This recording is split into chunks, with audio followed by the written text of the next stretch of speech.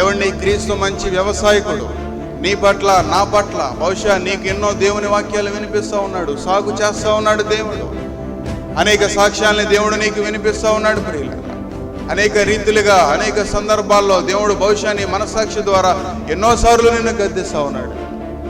అయినా సరే మనం లోబడినప్పుడు, అయినా సరే మనం మారు మనసు పొందినప్పుడు కొంతమంది ఆలోచన ఎలా ఉంటాయి తెలుసా ప్రియులరా? ఏవండి, వాళ్ళు బలహీనంగా ఉన్నారు కదా, వీళ్ళు బలహీనంగా ఉన్నారు కదా, వాళ్ళ ఈ లోపాలు ఉన్నాయి కదా, వీళ్ళ ఈ లోపాలు ఉన్నాయి కదా అనేటువంటి ఆలోచన. నష్టపోతున్న వారిని చూసి మీరు ఏదో బలం తెచ్చుకుంటున్నారు చూసావా? మీరు అంతకంటే పాపాత్ములు. ఎవరో ఏదో నష్టం తెచ్చుకున్నారని, ఎవరు ఏదో లోకంలో ఉన్నారని, ఎవరు ఏదో పాపంలో ఉన్నారని తలంచుకుంటున్నావు కదా, నువ్వు అంతకంటే పాపాత్మురాలవి, నువ్వు అంతకంటే పాపాత్ముడు అని దేవుడు ఇక్కడ హెచ్చరిస్తూ ఉన్నాడు ప్రియులారా. ఏవండి, మీరు మారు మనసు పొందని ఎడల మీరు కూడా ఏమైపోతారు? మీరును అలాగే నశింతురు.